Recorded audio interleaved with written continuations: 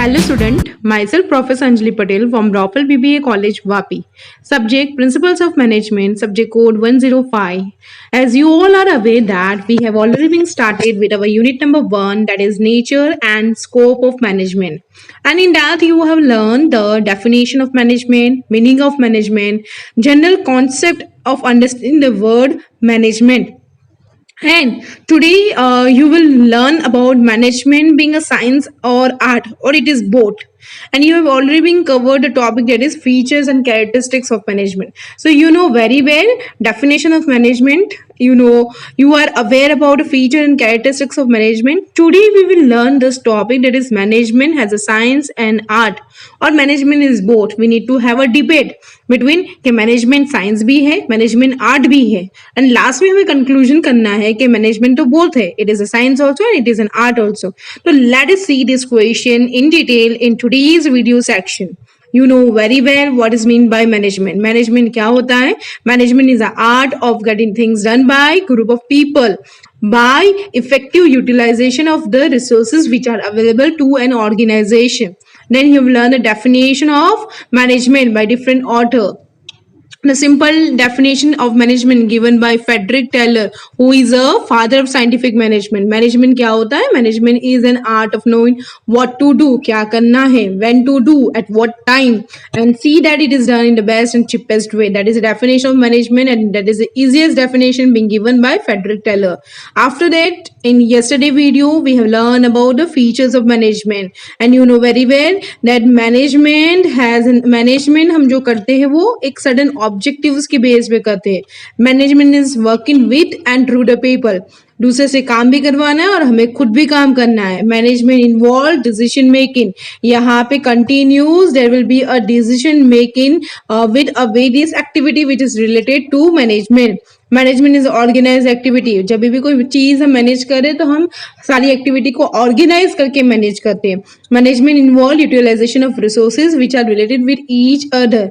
Management involve utilisation of resources मतलब क्या है? जो मेरे ऑर्गेनाइजेशन में रिसोर्सेज अवेलेबल है, जैसे मैन, मटेरियल, जो भी रिसोर्सेज मेरे पास अवेलेबल है उसको मैं इफेक्टिव वे में यूज कर रही हूँ in inter related with each other.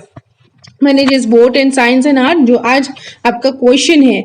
Then we have moved towards that management is one type of your professional course. Management is multidisciplinary. They use the concept of other discipline like psychological, anthropology. Then we have considered that management principles are dynamic. Management principles are dynamic. They change as per the changing environment. And management theories and principles are universal. They are applicable in each and every organization. But उसकी technique और उसका जो practice है वो differ रह सकता है organization to organization. Today in this video section we are moving towards as management has a science and art. कि management has a science भी है and management and art भी है. पहले हम ये समझेंगे कि मैनेजमेंट आर्ट क्यों है. मैनेजमेंट आर्ट आइडेंटिफाई वो प्रॉपर्टीज के हिसाब से होगा, वो हम देखेंगे.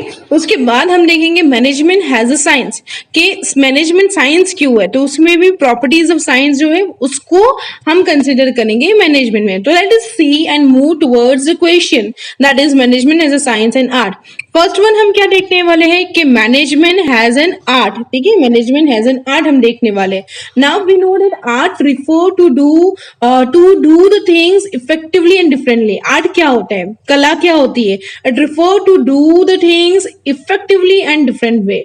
To do some theoretical knowledge is also being required. ठीक है, ये कुछ हटके करना है. कला जो हमारे पास है उसके लिए हमें थियोरेटिकल नॉलेज की भी रिक्वायर्ड है. So art can be defined as a skillful application of theoretical knowledge. So we can say art can be acquired by continuous practice.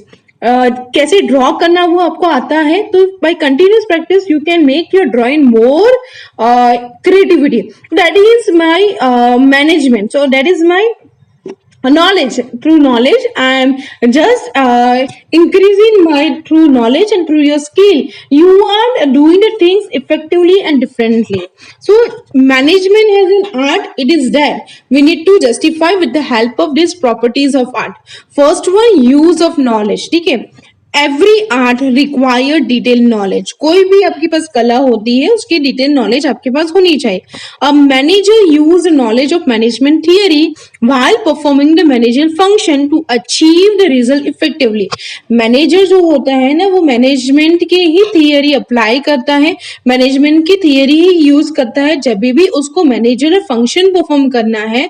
जब ये मैनेजर फंक्शन उसको परफॉर्म करना है किसके लिए? To achieve the result effectively. So a manager use the knowledge of management theory while performing the manager function to achieve the result effectively. For example जैसे कि आपको ड्राइंग करना आ रहा है, आपको सिंगिंग करना है, तो उसका बेस जो है, उसका बेसिक जो है वो आपके पास थियरिटिकल नॉलेज है. वही थियरी नॉलेज में जैसे कि सिंगिंग में आपको बेसिक पता होगा तो वही थियरिटिकल नॉलेज को आप अप्लाई करते हो, ठीक है, to perform your singing performance, और उसके बेस में आप अपना रिजल्ट अचीव करते हैं टू सिंग द बेस्ट. तो वैसे ही है कि मैनेजर जो ऑर्गेनाइजेशन में है वो भी मैनेजमेंट की थियरी के नॉलेज को यूज करता है जब भी उसको मैनेजर फंक्शन को परफॉर्म करना है to achieve the result effectively. So hence we can say that manager must also know how to apply various principles and theory in real situation. तो मैनेजर को पता होना चाहिए कि कैसे उसको प्रिंसिपल्स को यूज करना है, कैसे उसकी थियरी को यूज करना है रियल सिचुएशन में. Second one, creativity. Now we can say management is creative like any other art. दूसरे आर्टिस्ट जो क्रिएटिव अपना शो करते हैं वैसे मैनेजमेंट भी क्रिएटिविटी ही है. जैसे कि artist has an element of creativity in line. कोई भी सिंगर होगा, कोई भी डांसर होगा, कोई भी ड्राइंग पेंटर होगा, वो एक्सपर्ट रहेगा अपनी क्रिएटिविटी को मेंटेन करने का और अपनी आर्टिस्टी शो करने के लिए. तो management is also creativity in nature like any other art because management requires such creativity to solve the problem. He need to combine the human and non-human resources in useful way so to achieve the desired result. जैसे कि manager अपनी creativity कहाँ show करेंगे? जब भी problem को solve करना है तो अपनी क्रिएटिविटी अपनी क्रिएटिविटी कहाँ भी शो करेंगे? प्रॉब्लम सॉल्व करने में. तो ये मैनेजर जो है ना वो अपने human and non human resources को कंबाइन करके प्रॉब्लम को सॉल्व करता है और डिजायर रिजल्ट अचीव करता है. Next one is your personalise. ठीक है, like any other art, management is personalized in nature. Why we can say? Because every manager has his own way of managing the situation people. सबको अपने तरीके से situation को manage करना है. सबका मैनेज करने का तरीका जो होगा वो अलग रहेगा. He take decision on the basis of the knowledge and experience he is having. हर एक मैनेजर आप देखोगे तो अपनी खुद की नॉलेज, अपनी खुद के एक्सपीरियंस को यूज करके वो अपने डिसीजन कंसिडर करता है. So there is no single way of doing the things. ठीक है, एक सिंगल तरीका नहीं होगा कि यही तरीके से करना है. Manager learn the skill by trial and error. Personalise कैसे बोलोगे कि आप अपनी जो नॉलेज है, आप अपना जो एक्सपीरियंस है उसी के बेस में आप अपने सिचुएशन को डील करते हैं और उसी के वे में आपका जो मैनेज करने का तरीका होगा वो हर एक ऑर्गेनाइजेशन में हर एक मैनेजर का तरीका जो होगा वो डिफर रहेगा. Constant practice. We say that practice make a man perfect. तो manager learn from a continuous practice. Every artist become more and more perfect through a constant practice. आप जब डांसर बनते हो, ठीक है, तब की कंटिन्यूस प्रैक्टिस में आप अपने डांसर में और ज्यादा इफेक्टिव परफॉर्मेंस दे सकते हो. सिंगिंग में जब कंटिन्यूस सिंगिंग करोगे तो आप अपना सिंगिंग जो क्वालिटी है, सिंगिंग का रिजल्ट जो है वो इफेक्टिव हो सकते हैं. आप आर्टिस्ट हो, आप ड्राइंग मतलब आप ड्राइंग में एक्सपर्ट है तो आपकी ड्राइंग और आपकी पेंटिंग कब एक्सपर्ट होगी? आप कंटिन्यूस प्रैक्टिस करोगे. तो वैसे ही मैनेजर क्या है, अपनी चीज को लर्न करता है फ्रॉम हिज कंटिन्यूस प्रैक्टिस. ठीक है, तो मैनेजर अपने प्रॉब्लम सॉल्व और विन स्किल जो है ओवर इन ओवर टाइम वो सीखता है. He learn it from the problem solving skill through a constant practice of management principle. Last one क्या है? मैनेजमेंट हैज एन आर्ट में goal oriented. Every art is result oriented. In the same way management is also directed towards achievement of predetermined goal. Manager need to use various resources like man, machine, material to achieve the desired result. तो हर एक artist जैसे कि जो dancer होगा उसको एक step को create करना है तो वो कंटिन्यूस प्रैक्टिस करके अपना गोल जो है वो अचीव करता है। वैसे सिंगिंग में भी आपको सुर मेंटेन करना है तो उसमें भी आप अपनी कंटिन्यूस प्रैक्टिस करके आप अपना वो रिजल्ट अचीव करते हो। तो एवरी आर्ट जो रिजल्ट ओरिएंटेड है, वैसे management is also directed to achieve a predetermined goal. हम मैनेजर मैनेजमेंट क्यों करता है? बिकॉज उसको प्री डिटरमाइंड गोल को अचीव करना है। तो manager use various resources to achieve the desired result. Various resources कौन से हो सकते हैं? Man, machine, money, material. ठीक है, now management has a science. ठीक है, नेक्स्ट वन हम डिबेट किस पे दे रहे हैं? Management has a science. We know that science is a systematic body of knowledge which is based on observation, measurement and experiment. It may have cause and effect relation between two or more variable. So we know that management principles are developed over a time through a scientific method of observation and verification through testing. Management को science कैसे identify किया? Because हमें पता है science क्या होता है। Science is nothing but a systematic body of knowledge which is totally based on observation and measurement. ठीक है, साइंस क्या है? ऑब्जर्वेशन में ही हमारा साइंस जो सिस्टमेटिक बॉडी ऑफ नॉलेज है वो किस पे बेस्ड है? अपने ऑब्जर्वेशन में, अपने मेजरमेंट में, अपने एक्सपेरिमेंट पे। अभी साइंस में हमें क्या मिलता है? It have a cause and effect relation between two और मोर वेरिएबल। तो जो मैनेजमेंट के प्रिंसिपल्स हमने डेवलप किए हैं ना over a time, it is through a scientific method of observation and verification through testing. इसलिए मैनेजमेंट हैज अ साइंस भी है। Now we need to identify कि मैनेजमेंट हैज अ साइंस जो है उसकी प्रॉपर्टी क्या है। तो first one, management is universal. जो साइंटिफिक प्रिंसिपल्स जो है which represent basic truths, scientific principles represent basic truth about a particular field। ठीक है, जो साइंटिफिक प्रिंसिपल्स है मैनेजमेंट के वो रिप्रेजेंट सच्चाई की टुवर्ड्स एंड पर्टिकुलर फील्ड पे वो फोकस कर रहा है। सर साइंटिफिक जो प्रिंसिपल्स है ना, it is being applied in all the situation at every place at all the time in the same manner. आपने देखा है अपने ऑर्गेनाइजेशन ओसी में, दैट इज ऑर्गेनाइजेशन कॉमर्स में, अपने पढ़ा है कि scientific principles of management, that is principle of unity of command, principles of scalar chain, principle of unity, principle of objective. तो ये सारे प्रिंसिपल 14 प्रिंसिपल्स आपको पता होगा। तो जो प्रिंसिपल्स हमने पढ़े हैं मैनेजमेंट के वो हर एक सिचुएशन में अप्लाई होते हैं। Every place it is applied and at all the time in the same manner it is applied. So we know that some similar certain management principle can be applied universally and are applicable to all the type of organization। जो 14 principles of management है ना, वो 14 principles of management जो है it can be applied universally and it can applicable to all type of organization। For example, principles of management में एक principle था unity of command। unity of command में क्या है? one man and one boss। ठीक है, जहाँ पे एक ही बंदे को एक ही जगह रिपोर्ट करना है। unity of command, one man and one boss होना चाहिए। तो ये प्रिंसिपल जो है ना, it is applicable to all type of organisation, whether वो मैन्युफैक्चर हो या सर्विस हो, वेदर वो लार्ज हो, मीडियम हो या small size of organisation, it is applicable to every organisation. तो उसको हम बोलेंगे कि certain principles are universal, it is applicable to every organisation in the same manner, that is management is universal. Next one is systematic body of knowledge. We know that science is systematic in the sense that it is based on the cause and effect relation between two or more variable। तो management also have cause and effect relation।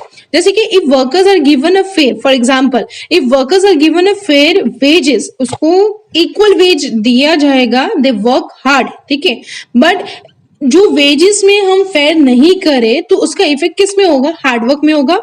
For example, A and B बंदा है, ए and B employees है। ठीक है, ए को पैसे हम ज्यादा दे रहे हैं और बी को पैसे हम कम दे रहे हैं।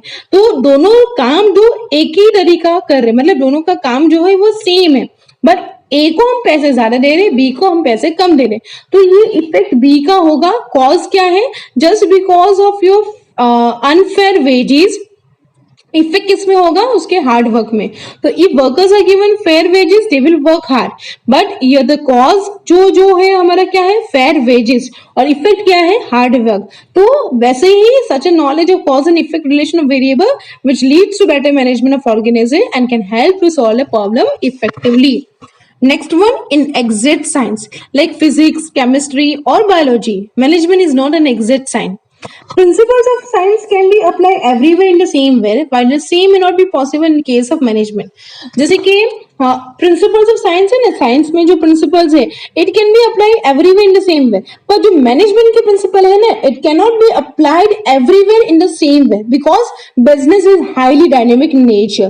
It keep on changing because of changing environment, and management के principles can be applied differently in different situation by different manager. So we can say management is an exact science, but it is management can never be an exact science. मतलब वो पूरा science नहीं हो सकते. It can be near to science. So that is you another property being identified as a management as a science. And next one, that is social science. The principles of science are derived after repeated observation and experiment. ठीक है.